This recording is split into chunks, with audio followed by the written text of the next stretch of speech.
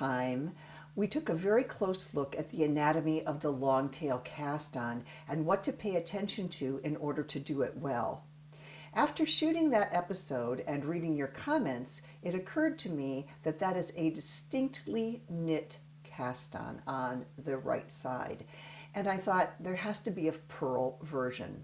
So I started researching and I found lots of references to doing a purl longtail cast on that uses the slingshot method of holding your yarn, but I didn't find a single reference to using the thumb or English style of cast on and doing it purl style.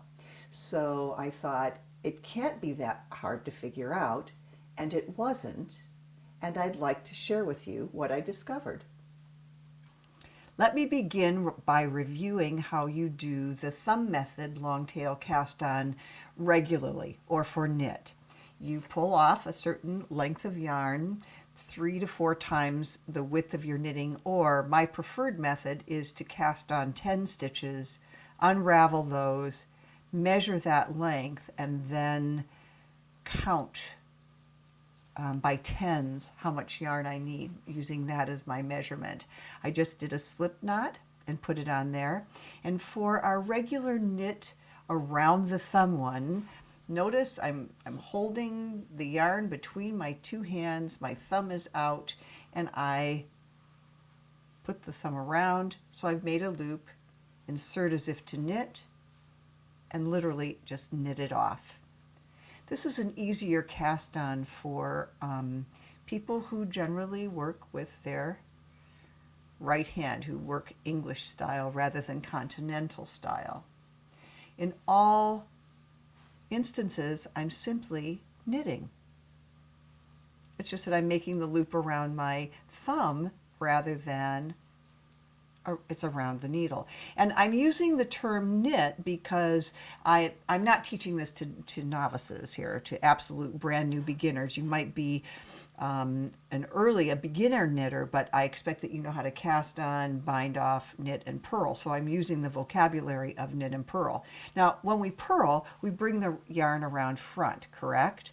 I'm going to make the same loop, and I insert the needle from right to left.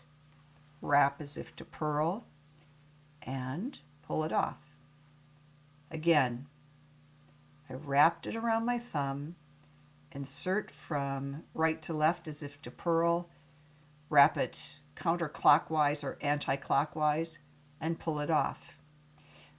I'm paying attention to this tension as I pull it so that I get a nice rhythm. Here are the knits. And when I flip it over, you can see that the purls, well, let me pull it this way, the purls look exactly the same. These were knit from the other side. See all those purl bumps? These were knit from this side, and look at those little purl bumps. So they really are exact mirror images of one another. And when I was trying this out, when I was seeing if I could do it, I cast this on in 2 colors, and sure enough, here are my 2 knits. Here are my 2 purl bumps. Pretty easy to see when they're in a different color. They're actually easy to see when they're not in a different color. And I just did knit 2, purl 2, knit 2, purl 2, and when I flipped it over, it's identical to the other side. Thank you for joining me today, and I hope you'll join me again soon. Don't forget to like this video if you do like it by pressing that little thumbs up. It's a thumbs day down below. And subscribe to my channel if you haven't already. And if you are a subscriber and you don't want to miss a single episode, there's something you can do. Go to your subscribed button. It's sort of gray, and you see that little circle there on the right. I think it's supposed to be a gear. And when you click on it, this window or something like it comes up. If you click on the top box, send me updates, and then save it, you'll get an email when a new episode comes out with a very short description of the program so that you can decide whether or not you want to watch it. Thanks again, and I hope to see you soon. Until then, enjoy your knitting. Thank you for joining me today. I hope that you found this program